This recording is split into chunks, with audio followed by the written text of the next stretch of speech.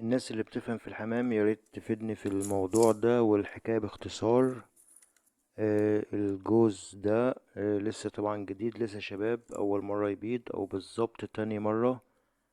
أول مرة النتاية باضت بيضة واحدة وكانت مش مخصبة، فطبعا شلتها من تحتها.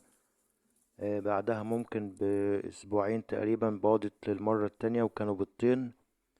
بعد 4 أو 5 أيام بالظبط عملت فحص للبيضتين، أو كنت بكشف عليهم بشوفهم مخصبين ولا لا، وكانوا الاتنين مخصبين.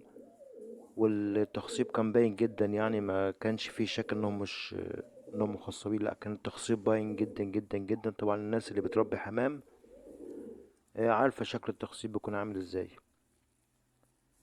كان المفروض يفقسوا النهاردة، وفعلا في واحدة فقست.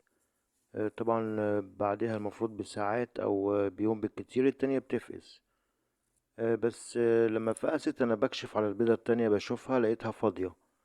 ازاي فاضية معرفش، مع اني لما كشفت عليهم اول مرة كانوا الاتنين مخصبين وسجلت عندي. يعني انا لما بكشف اول مرة بسجل عندي الاتنين مخصبين، بسجل الاتنين مخصبين.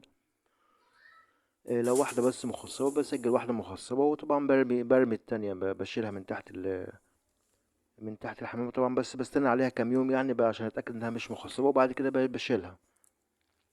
فانا كنت متأكد ان الاتنين مخصبين. فازاي ده حاصل ان واحدة تكمل التخصيب بتاعها يكمل يعني، والجنين يكبر جوه البيضة وتفقس، والتانية الجنين يموت جوه البيضة وكأنها مش مخصبة اصلا. فياريت بقى اللي يعرف المشكلة دي حصلت ازاي ياريت يفيدني، عشان لو في عندي حاجة غلط يعني اصلحها واتفادى المشكلة دي في المستقبل. بس ده كل الموضوع، وشكرا ليكم مقدما.